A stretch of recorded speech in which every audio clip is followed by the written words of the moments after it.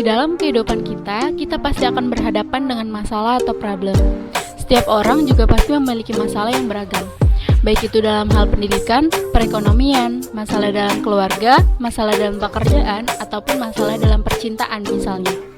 Tentunya kita ingin masalah terselesaikan dengan tepat dan cepat.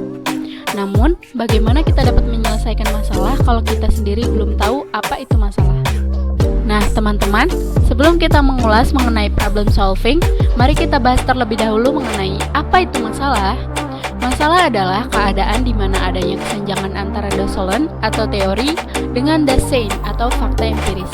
Dengan kata lain, masalah adalah sebuah situasi di mana harapan tidak sesuai dengan kenyataan.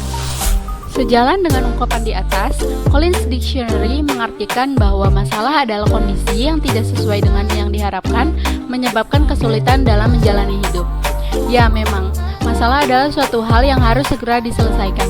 Jika tidak, maka masalah akan menimbulkan risiko dan berimbas pada berbagai hal di dalam kehidupan kita dan membuat kita mengalami kesulitan. Seperti masalah yang sudah lama ini menimpa negara kita bahkan seluruh dunia, yaitu penyakit virus COVID-19 yang akhirnya berdampak pada berbagai sektor kehidupan seperti sektor sosial, ekonomi, pariwisata, kesehatan, industri, dan lain sebagainya. Dan yang paling terasa bagi kita yaitu berdampak pada pendidikan dan pekerjaan yang diadakan secara online ini.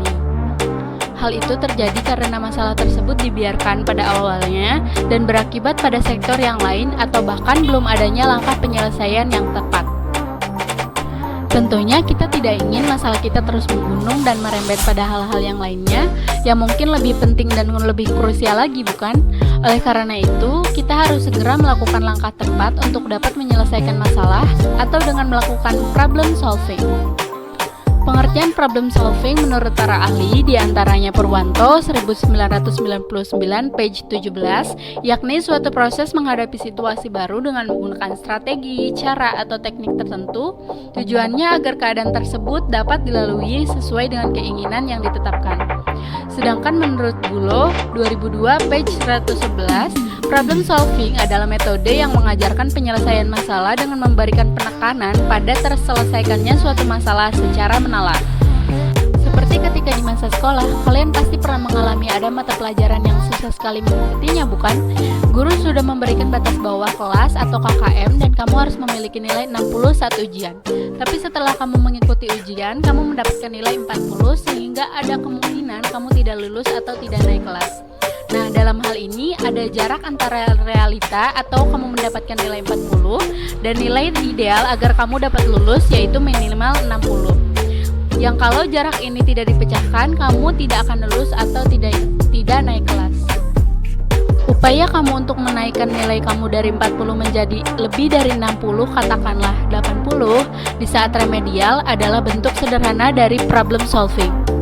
Pemecahan masalah melibatkan perilaku fungsi eksekutif lainnya termasuk kontrol perhatian atau fokus, perencanaan, dan inisiasi tugas. Dalam sudut pandang individu, pemecahan masalah mungkin juga menggunakan manajemen waktu, kontrol emosi, atau keterampilan organisasi untuk memecahkan masalah. Di dalam kehidupan sehari-hari, kalian mungkin juga dapat membangkitkan sistem kerja memori atau dengan kata lain, kalian belajar dari pengalaman dalam memecahkan masalah. Meskipun cukup mudah diucapkan, tetapi sebenarnya problem solving akan sulit dilakukan. Pasalnya, kamu dituntut untuk memiliki pikiran positif dalam menghadapi masalah. Selain itu, problem solving juga membutuhkan kemampuan kamu untuk berpikir secara logis dan sistematis di saat sedang menghadapi masalah. Untuk itu, hal yang paling mendasar yang harus kamu lakukan agar menjadi seorang problem solver adalah dengan berani mengubah pola pikirmu.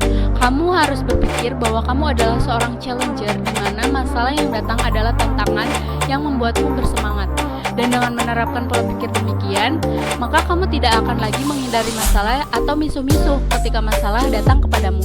Melainkan kamu akan terus mengolah daya pikirmu dan menyelesaikan segala kemungkinan masalah yang akan datang. Menurut Taichi Ohno, perintis sistem produksi Toyota pada tahun 1950-an, tidak memiliki masalah adalah masalah terbesar dari segalanya. Ono memandang sebuah masalah bukan sebagai hal negatif, melainkan sebagai kesempatan tersembunyi untuk melakukan kaizen atau perbaikan terus-menerus. Setiap kali sebuah masalah muncul, ia menganjurkan stafnya untuk langsung menyelidiki permasalahannya sampai ditemukan akar penyebabnya. Katanya, amati lantai produksi tanpa prasangka dan bertanya mengapa sebanyak 5 kali mengenai setiap soal. Memang, mengubah pola pikir pasti membutuhkan cukup banyak waktu dan tidak bisa diubah secara instan. Namun, saat kamu bisa mengubah pola pikir menjadi lebih positif dan dapat memandang suatu masalah dari sisi yang lain, tentunya perspektif itu akan mampu meningkatkan kemampuan problem solvingmu dan membuat hidupmu menjadi lebih mudah. Pada hakikatnya, problem solving adalah suatu upaya pencarian solusi dalam masalah yang kita alami, baik itu dalam lingkup pribadi maupun berkelompok. Namun, tahukah kamu bahwa masalah memiliki klasifikasinya tersendiri berdasarkan besarnya masalah dan lingkup penyelesaiannya? Berikut ini merupakan jenis-jenis masalah. Yang pertama adalah masalah sederhana atau simple problem. Ciri dari masalah sederhana adalah masalah ini berskala kecil, berdiri sendiri atau tidak memiliki sangkut paut dengan masalah yang lain, tidak mengandung konsekuensi yang besar, dan pemecahannya tidak memerlukan pemikiran luas dan mendalam. Pemecahan masalah ini dilakukan dalam skop individual dan dilakukan atas dasar intuisi, pengalaman, dan juga kebiasaan. Yang kedua adalah masalah rumit atau complex problem. Ciri masalah rumit adalah masalah ini berskala besar, tidak berdiri sendiri atau erat kaitannya dengan masalah yang lain, mengandung konsekuensi yang besar, dan juga pemecahan masalahnya memerlukan pemikiran yang tajam dan analitis. Pemecahan masalah ini dilakukan secara berkelompok dan struktural dengan menggunakan metode dan teknik-teknik tertentu.